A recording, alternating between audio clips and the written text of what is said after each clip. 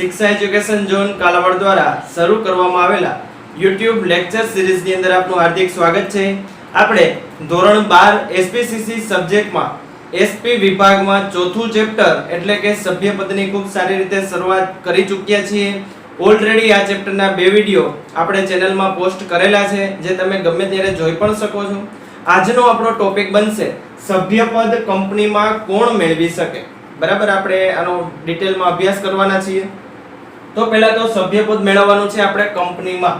તો પહેલા તો આપણે કંપની વિશે થોડી ઘણી જાણકારી હોવી જોઈએ, જે આપણે ધોરણ 11 માં ભણી ચૂક્યા છીએ। ઝડપથી આપણે નાનકડું એક કંપનીનું રિવિઝન પણ કરી લઈએ। તો કંપની છે, કંપનીને કાયદાએ કૃત્રિમ વ્યક્તિનું એક સ્વરૂપ આપેલું છે। બરાબર, તો આપણે એમ કહી શકીએ કે કંપની છે એ કૃત્રિમ વ્યક્તિ પણ કહેવાય છે। બરાબર, અને કૃત્રિમ વ્યક્તિ આપણે કીધી છે એટલા માટે જ કૃત્રિમ વ્યક્તિ એટલે કે કંપની જીવંત વ્યક્તિ જેવા અધિકારો પણ ધરાવે છે। બરાબર, કેવા અધિકારો? તો કે જીવંત વ્યક્તિ, જેમ જીવંત વ્યક્તિ કોઈ પણ છે એ કોઈ પણ જગ્યાએ એના નામે કોઈ મિલકત લઈ શકે છે, કોઈ પણ ઉદ્યોગની શરૂઆત કરી શકે છે, કોઈ પણ મિલકતને વેચી શકે છે, એમ કંપની પણ પોતાના જ નામે કોઈ મિલકત ખરીદી શકે છે, ટ્રસ્ટની રચના કરી શકે છે। આ બધું જ કંપની કરી શકે છે। અને આ જ કંપનીમાં આપણે શું લેવાનું છે? સભ્યપદ। તો સભ્યપદ કંપનીમાં કઈ રીતે મળશે અને કોણ કોણ મેળવી શકશે, આજે આપણે જોવાના છીએ। બીજી વસ્તુ, કંપનીમાં સભ્યપદ કોઈ પણ વ્યક્તિ અથવા તો સંસ્થાને જોતું હોય તો કંપનીના નિયમન પત્રની જોગવાઈનું પાલન અવશ્ય થવું જોઈએ। તો હવે આપણે અભ્યાસ કરી, બુકની અંદર 8 પોઈન્ટ આપેલા છે, એ 8 પોઈન્ટ આપણે ડિટેલમાં અભ્યાસ કરવાના છે। તો એક પછી એક આપણે જોતા જઈએ કે કોણ કંપનીમાં સભ્યપદ મેળવી શકે। તો પહેલો જો પોઈન્ટ આવે છે જીવંત વ્યક્તિ। બરાબર, તો જીવંત વ્યક્તિ, કંપનીની અંદર કોઈ પણ જીવંત વ્યક્તિ સભ્યપદ ગ્રહણ કરી શકે છે। કારણ કે આપણે બધાને ખ્યાલ છે કે સભ્યપદ છે એ વ્યક્તિ અને કંપની આ બંને વચ્ચે થયેલો શું છે? એક પ્રકારનો કરાર। અને કરાર કોણ કરી શકે? તો કે જીવંત વ્યક્તિઓ। બરાબર, તો આ કંપની અને વ્યક્તિ વચ્ચે કરાર થયેલો છે અને આ કરાર દ્વારા જ સભ્યપદ પ્રાપ્ત થાય છે।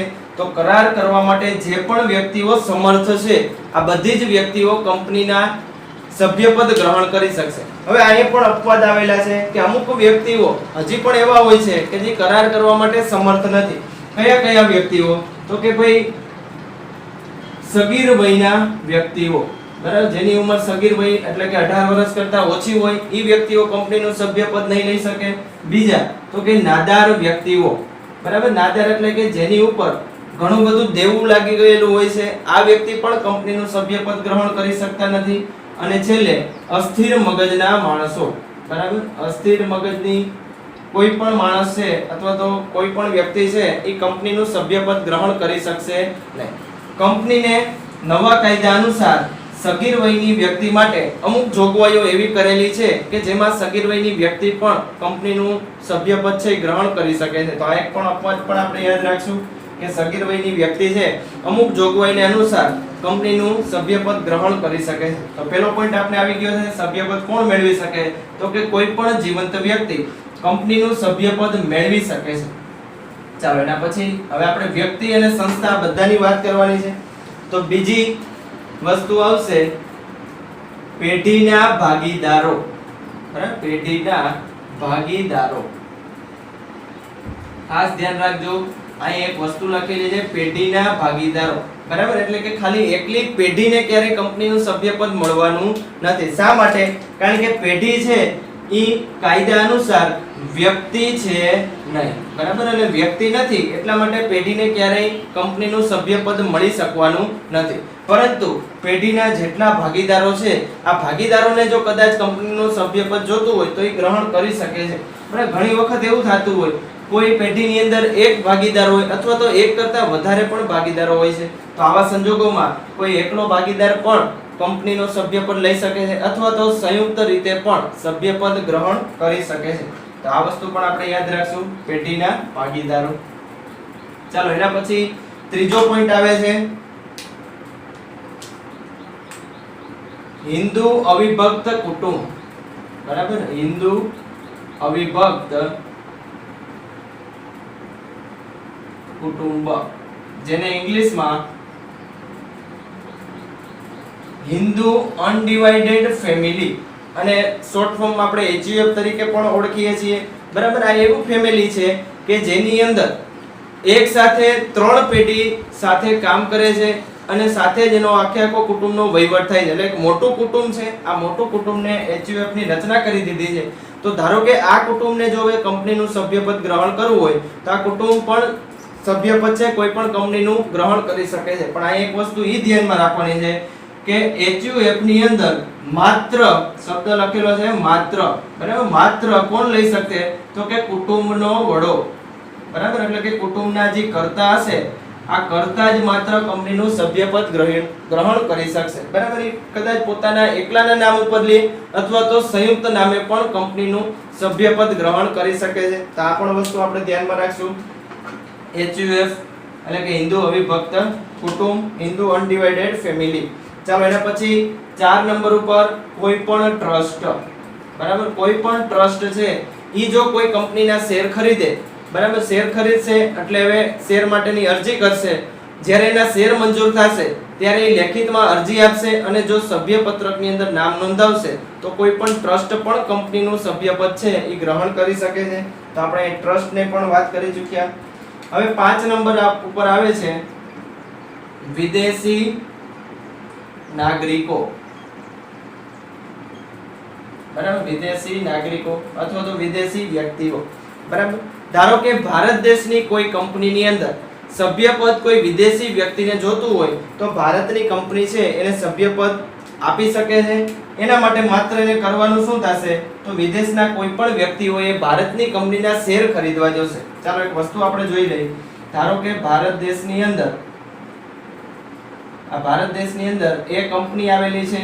આ એ કંપનીની અંદર ધારો કે પાકિસ્તાન, ચાઇના અને US આનો કોઈ નાગરિક છે એને આ એ કંપનીની અંદર સભ્યપદ ગ્રહણ કરવું છે. તો હવે કરશે શું તો પાકિસ્તાનના નાગરિક છે એ ભારતની એ કંપનીની અંદર શેર ખરીદશે અને લેખિત અરજી દ્વારા એ કંપનીનું સભ્યપદ પ્રાપ્ત કરી શકે છે. કારણ કે આપણો ભારતનો કાયદો પણ એવું કહે છે કે કોઈ પણ વિદેશી નાગરિકને ભારતની કંપનીની અંદર સભ્યપદ મળી શકે છે. પરંતુ અહીં એક કન્ડિશન ખાસ ધ્યાનમાં રાખવાની છે. ધારો કે એવું બને કે જેટલા પણ વિદેશી નાગરિકો છે એમાંથી કોઈ એક વિદેશનો નાગરિક એવો છે કે ઈ દેશ સાથે ભારતને હાલમાં યુદ્ધની કન્ડિશન સર્જાયેલી છે અથવા તો ઈ બંને દેશ વચ્ચે આમ યુદ્ધ જેવું સર્જાયેલું છે, ત્યારે જે વ્યક્તિ દુશ્મન દેશનો છે ઈ વ્યક્તિના સભ્યપદ છે આપણે રદ કરવું પડશે. આપણે એક્ઝામ્પલમાં જોઈ લઈએ કે ધારો કે ભારત અને પાકિસ્તાન વચ્ચે હાલમાં યુદ્ધ જેવી કન્ડિશન છે. ચાલો એવું વિચારી તો હવે થશે શું તો ભારતની એ કંપની છે એ પાકિસ્તાનના નાગરિકનું સભ્યપદ રદ કરી નાખશે, બરાબર. તો આનું પાકિસ્તાનના નાગરિકનું સભ્યપદ છે એ રદ થઈ ગયું. હવે આવા સમયે ચાઇના અને US જે આપણા દેશનો દુશ્મન નથી તો એ કંપનીના સભ્યપદ છે એ ચાલુ રહી શકશે, બરાબર. તો આ વસ્તુ ખાસ ધ્યાનમાં રાખજો કે જ્યારે યુદ્ધ જેવી કન્ડિશન હશે આપણા દેશ ઉપર ત્યારે બધા નાગરિકના સભ્યપદ રદ થતા નથી. માત્ર કોના થાય છે તો કે જે નાગરિક દુશ્મન દેશનો હોય છે એ નાગરિકના સભ્યપદ શું થઈ જશે રદ. તો આપણા દેશની અંદર કોઈ કંપનીમાં ધારો કે વિદેશના નાગરિકોને સભ્યપદ જોતું હોય તો આપણા ભારતીય કંપની ધારા અનુસાર એ વિદેશી નાગરિકોને આપણે સભ્યપદ આપી શકીએ છીએ. ચાલો એના પછી 6 નંબર ઉપર આવે છે સંયુક્ત શેર ધારણ કરનાર વ્યક્તિ, બરાબર. સંયુક્ત શેર ધારણ કરનાર. આપણે બધાને ખ્યાલ છે કે કોઈ પણ વ્યક્તિ છે એ પોતાના એકલા નામે અથવા તો બે વ્યક્તિઓ સાથે મળીને પણ કંપનીના શેર ખરીદી શકે છે. હવે બે વ્યક્તિ જ્યારે કંપનીના શેર સાથે ખરીદશે ત્યારે બંનેની જવાબદારી એક જ સરખી કંપનીમાં બનવાની છે. બંનેને એક જ સરખા અધિકાર છે એ કંપનીમાં મળવાના છે. પરંતુ એક વસ્તુ ખાસ ધ્યાનમાં રાખવાનું કે કંપનીને સરળતા રહે એ માટે કંપની વહીવટ માત્ર કઈ વ્યક્તિ સાથે કરશે તો કે જે વ્યક્તિનું નામ કંપનીના સભ્યપત્રકમાં પ્રથમ લખેલું હોય, બરાબર. તો ધારો કે આપણે એક્ઝામ્પલ લઈ કે A અને B આ બે વ્યક્તિએ સાથે મળીને કોઈ કંપનીમાં શેર ખરીદેલા છે અને પછી એને સભ્યપત્રકમાં નોંધણી કરાવીને A અને B વ્યક્તિ છે એ કંપનીનો સભ્ય બનેલો છે. હવે ધારો કે કંપનીની અંદર એ વ્યક્તિનું નામ પ્રથમ લખાયેલું છે, બી વ્યક્તિનું નામ પછી લખાયેલું છે, તો કંપની જેટલો પણ વહીવટ કરશે એ કઈ વ્યક્તિના નામે કરવાની છે? તો એ વ્યક્તિના નામ. હા, જવાબદારી બંનેની સરખી રહેશે, બંનેને સરખા અધિકાર પણ મળવાના છે. હવે ધારો કે એવું વિચારી લઈ કે આ કંપનીમાં ધારો કે બી વ્યક્તિનું નામ પ્રથમ લખાયેલું છે, એ વ્યક્તિનું નામ પછી લખાયેલું છે, તો કંપની બધો જ વહીવટ કોના નામ ઉપર કરવાની છે? બી વ્યક્તિના નામ. જે પણ પ્રમાણપત્ર બનશે, ડિવિડન્ડની જાહેરાત થશે, સભાની જાહેરાત કરવાની હશે, પત્ર વ્યવહાર જેટલા પણ કરવાના હશે, જે વ્યક્તિનું નામ પ્રથમ લખાયેલું હશે એ જ વ્યક્તિનું ઉપર કંપની છે એ બધોય વ્યવહાર કરવાની છે. તો આ પણ વસ્તુ ખાસ ધ્યાનમાં રાખશું આપણે. અત્યાર સુધી 6 પોઈન્ટ આપણે ભણી ચૂક્યા કે આટલી વ્યક્તિઓ છે અથવા તો સંસ્થાઓ છે કંપનીનું સભ્યપદ ગ્રહણ કરી શકે છે. હજી 7 નંબર ઉપર આવે છે કંપની. બરાબર, કારણ કે કંપની છે એને આપણે કૃત્રિમ વ્યક્તિ કીધેલી છે. બરાબર, તો કૃત્રિમ વ્યક્તિ છે જીવંત વ્યક્તિ જેવા જ અધિકારો પ્રાપ્ત કરી શકે છે. એટલા માટે આપણે કંપનીને પણ અન્ય કંપનીની અંદર જો સભ્યપદ ગ્રહણ કરવું હોય તો એની છૂટ આપવામાં આવે છે. હવે અહીંયા ખાસ અમુક જોગવાઈઓનું પાલન થવું જરૂરી છે. ધારો કે કોઈ કંપનીને બીજી કંપનીની અંદર સભ્યપદ ગ્રહણ કરવું હોય તો અમુક જોગવાઈઓનું ખાસ પાલન થવું જરૂરી છે. એમાંની પ્રથમ જોગવાઈ બુકની અંદર 3 જોગવાઈ આપેલી છે. આપણે એક પછી એક જોગવાઈ જોતા જઈએ. તો પ્રથમ જોગવાઈ કરેલી છે કે કોઈ કંપનીને બીજી કંપનીની અંદર જો સભ્યપદ ગ્રહણ કરવું હોય તો પોતાના નિયમન પત્રની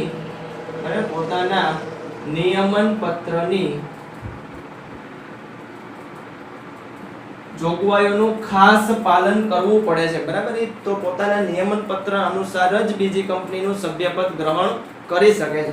બીજો પોઈન્ટ એવો આપેલો છે કે કોઈ પણ આ પોઈન્ટ છે ખૂબ સમજવા જેવો, કોઈ પણ ગૌણ કંપની શાસક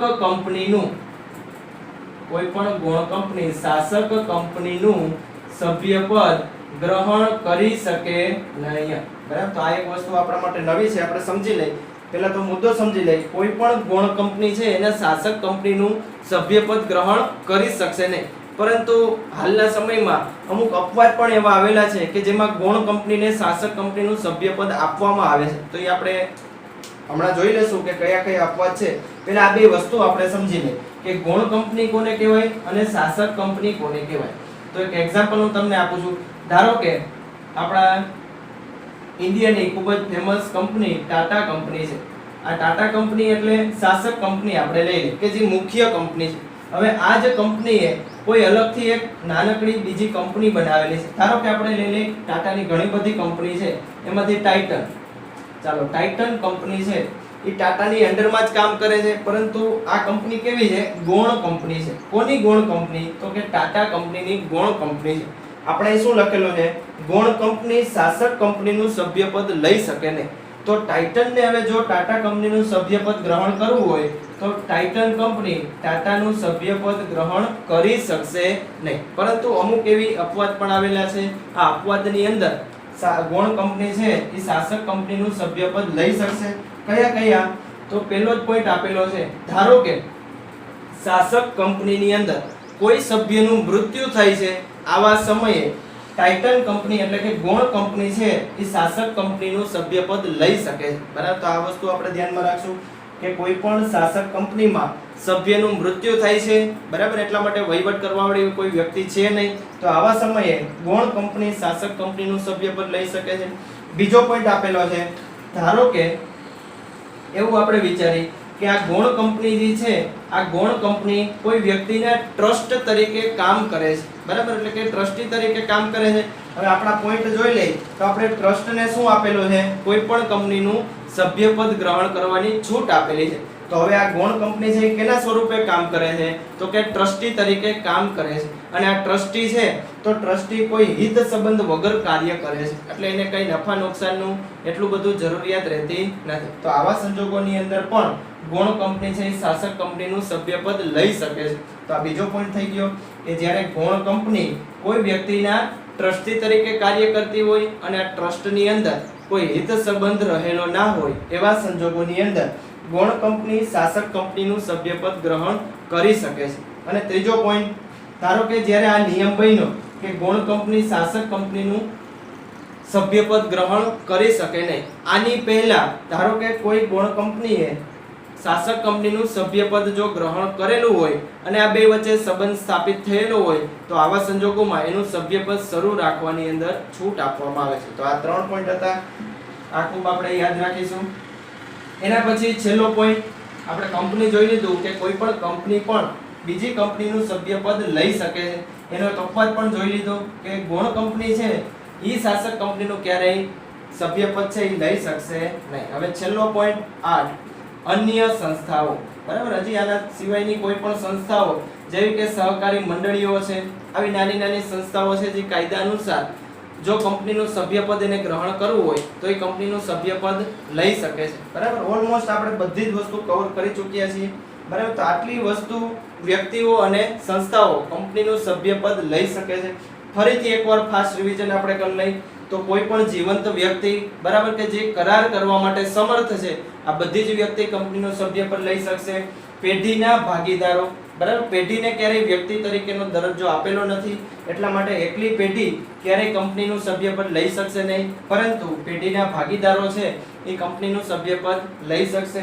એના પછી હિન્દુ અવિભક્ત કુટુંબ, બરાબર, તો કે આવું કુટુંબ જે રચના થઈ હોય એનો માત્ર કર્તા, કુટુંબનો કર્તા છે એ કંપનીનું સભ્યપદ લઈ શકશે. કોઈ પણ ટ્રસ્ટ કંપનીનું સભ્યપદ લઈ શકે છે. વિદેશના નાગરિકો કોઈ પણ કંપનીની અંદર સભ્યપદ લઈ શકે છે, પણ જ્યારે આ વિદેશના નાગરિક દેશ વચ્ચે જો યુદ્ધ જેવી કન્ડિશન હશે તો આવા સંજોગોમાં દુશ્મન દેશની વ્યક્તિનું સભ્યપદ શું થઈ જશે? રદ. એના પછી સંયુક્ત શેર ધારણ કરનાર વ્યક્તિ પણ સંયુક્ત રીતે કંપનીનું સભ્યપદ લઈ શકે છે. પછી કોઈ પણ કંપની છે ઈ પણ બીજી કંપનીનું સભ્યપદ લઈ શકે છે. એની અંદર એક વસ્તુ યાદ રાખવાની કે ગૌણ કંપની છે એ શાસક કંપનીનું સભ્યપદ લઈ શકશે નહીં. અને છેલ્લા આવી જાય છે અન્ય સંસ્થાઓ. તો આ રીતે કંપનીનું સભ્યપદ છે ગ્રહણ કરી શકે છે આટલી વ્યક્તિ. આના પછીના લેક્ચરની અંદર આપણે ઈ જોવાના છીએ કે સભ્યપદ મળે કઈ રીતે, બરાબર, તો સભ્ય કઈ રીતે બની શકાય છે આ વસ્તુ જોવાની છે. આજના ટોપિકનો આપણો ક્વેશ્ચન રહેશે કે શેરનું પ્રમાણપત્ર એટલે શું, બરાબર. તો આ એક વસ્તુ આપણે આવી હતી સંયુક્ત શેર ધારણમાં, તો તમારે આજનો જવાબ પ્રશ્ન છે શેર પ્રમાણપત્ર એટલે શું, અને શેર પ્રમાણપત્રની અંદર કઈ કઈ બાબતોનો સમાવેશ થાય છે. આનો ક્વેશ્ચન, આનો આન્સર છે તમારે મને કોમેન્ટની અંદર આપવાનો છે. તો આજના લેક્ચરમાં આપણે અહીં સુધી જ રાખીએ છીએ. Thank you. કન્યા શિક્ષણ અને લેઉવા પટેલ ગર્લ્સ હોસ્ટેલની ઉત્તમ સુવિધા સાથેનું એકમાત્ર સંસ્કારધામ શિક્ષા એજ્યુકેશન ઝોન. ઓમ સરસ્વતયે નમઃ.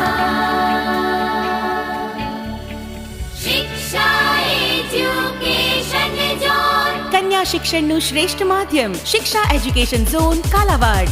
સંસ્કારની સુવાસથી મહેકે શિક્ષણ ધામ અમારું. શિક્ષણ ધામ અમારું. હસતા રમતા ભણીએ ગણીએ લાગે અમને પ્યારું.